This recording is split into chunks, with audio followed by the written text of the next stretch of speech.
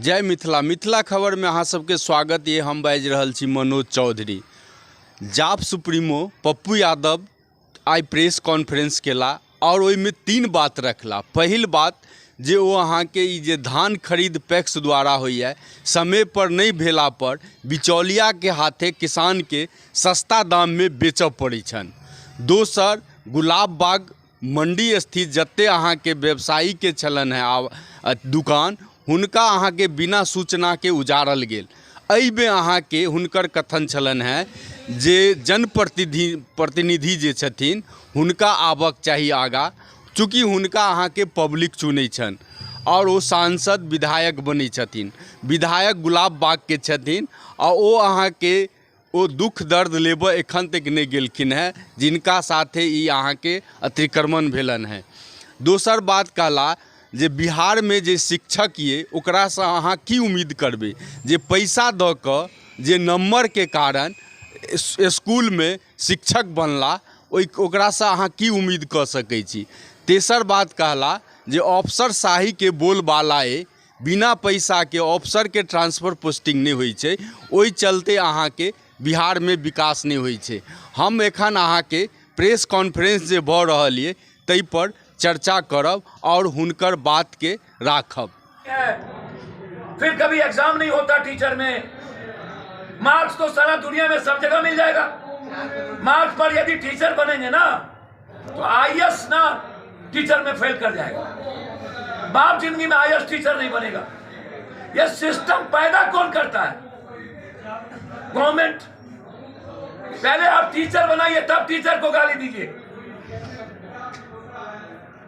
Teacher गाली के पहले टीचर को गाली क्यों नहीं पड़ती थी? राधा कृष्ण पल्लवी। अब टीचर के गाली का कारण गवर्नमेंट है, टीचर नहीं है। हमने सिस्टम को कोलैप्स किया है और गाली सबको। चोर नेता, पैसा लेंगे नेता, जेबर बेचवा के मास्टर बनाएंगे नेता, डिग्री लाओ 2 लाख दो मास्टर बन जाओ, एग्जामिनेशन नहीं, और फिर टीचर को कहेंगे जो नहीं पढ़ाएगा।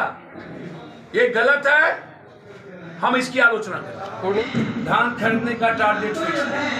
पहले तो सरकार को मीलर का जो 30% कटौती है उस 30% पर सरकार को रोक लगाना होगा। दूसरी चीज, जब बटेदारों का, जब खेतिहर किसान का और सीमांत किसान का जब अनाज दलाल लोग गांव घर में बड़े बड़े व्यापारी खरीद लेते हैं तब सरकार टैक्स को पैसे देती है। तो जो बटेदार हैं, सीमांत किसान है, खेतिहर किसान है, उनको तो सरकार का मुनाफा मिला नहीं। वो तो वैसे भी मारे जाते हैं। कभी भी यदि तूफान आया, बाढ़ आया, सुखाड़ हो गई, खाद के चलते, बीज के चलते, तो उसका यदि सरकार कभी किसी को पैसे भी देती है तो वो जाता है खेत वाले को, बटेदार को तो जाता नहीं है। तो हमेशा बटेदार खेतिहर किसान मरता है। सरकार को चाहिए कि खेत में ही कटौती के वक्त किस तरह सरकार अपने एजेंसीज को, खासतौर पर कोऑपरेटिव को, सरकार को रिफॉर्म करना चाहिए। सरकार को किसान को लेकर के जो चीज करने की आवश्यकता है, जैसे जो सबसे पहले सरकार ने जो मंडी सिस्टम खत्म किया था बिहार में, मैं मंडी सिस्टम को लागू करने के साथ साथ हर ब्लॉक में 2 बड़ा, जहां ब्लॉक के लगभग सीमांत किसान, लघु किसान, बटेदारों का अनाज, चाहे वो मक्का हो, चाहे वो जूट हो, चाहे वो मखान हो, चाहे धान हो, जो भी चीजें किसान पैदा करती है वो अपने फसल को कहीं रख पाए। आज इनके पास घर और इतना व्यवस्था नहीं होता है कि वह 1 महीना, 2 महीना, 3 महीना सस्टेन कर पाए, जिसका नतीजा होता है कि वो कल के दिन और भी हमें कम पैसा न मिले, बिचौलिया हमारे चीजों को जल्दी खरीद लेता है। तो सरकार को चाहिए, मंडी सिस्टम बहुत इंपॉर्टेंट है। हम मांग करते हैं यदि किसानों को आप जिंदा रखना चाहते हैं तो सिर्फ ऊपर से नहीं, आप किसान को खेती को उद्योग का दर्जा दे दीजिए, मंडी सिस्टम ले आइए। किसान को दाम लगाने की कीमत आप दे दीजिए कि जितनी लागत उसका 10% आप किसान तय कर ले, और बाजार को आप बाजार में मत दीजिए, बाजार सिस्टम को खत्म कर दीजिए। सरकार अनाज खरीदे और सरकार बाजार में बेचे। हम चुनाव प्रक्रिया से जाते हैं ना, लोकतंत्र को कौन चलाएगा? पीएम, सीएम या कलेक्टर या पदाधिकारी, दरोगा? पूरा का पूरा सिस्टम दलालों की मुट्ठी में है। किसका घर टूटना है, किसको नोटिस नहीं मिलना है, किसका दुमाला बचना है, किसका झोपड़ी उजड़ देना है। बिना नोटिस के आप कैसे गुलाबबाग और जीरोमाल और सबको आप उजाड़ रहे थे? मुख्य कानून है क्या? हमने बात किया रेवेन्यू मिनिस्टर से, हमने कहा आखिर क्यों हाई कोर्ट के आदेश के बाद आप हाई कोर्ट का आदेश देखने को तैयार नहीं? बस सील लगा उठाओ, गए हिटलर के तरह खड़े हुए, सारा कुकर में डूबा हुआ है पदाधिकारी, और उसके बाद वो और यहाँ के जनप्रतिनिधि मॉब के तरह काम करते हैं। क्या भाई, औकात क्यों नहीं होती है इन इंस्पेक्टर राज के खिलाफ, इस गुंडे राज के खिलाफ बोलने के लिए? क्यों चुप है ये एमपी, एमएलए, मंत्री,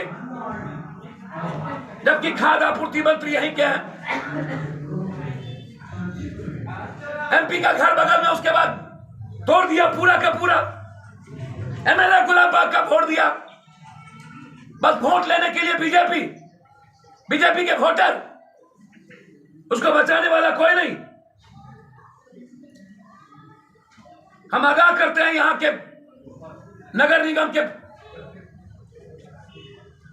जो भर के तोप खान बने हुए हैं। हम नीतीश जी, नरेंद्र मोदी, लालू जी नहीं है। आप संविधान और कानून के दायरे में काम करिए, आप हिटलर के तरह काम नहीं करिए। आप छेड़िए नहीं है, छेड़िएगा तो हम छोड़ेंगे भी नहीं।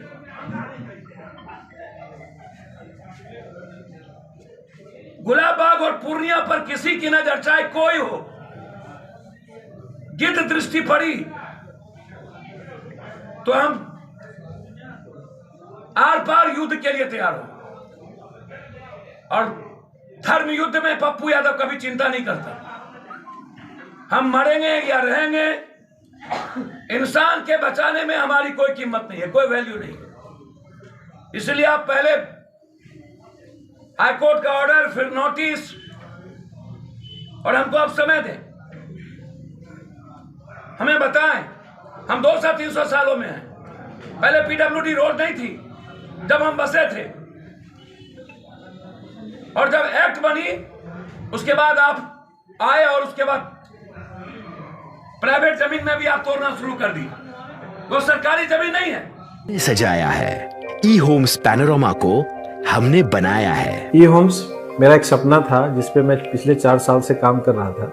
हमने जो बनाया है वो सबने है माना। ई होम्स पैनोरामा में हो आपका भी आशियाना। और फाइनली हमने 2021 में इस प्रोजेक्ट को लॉन्च किया। बहुत लोग अप्रिशिएट कर रहे हैं कि पूर्णिया जैसे शहर में, बिहार के, एक तो बिहार की बात करें उसमें भी पूर्णिया जैसे छोटे जगह में इस तरह का लाइफस्टाइल देना, ये सुन के हम लोगों को बहुत अच्छा लगता है।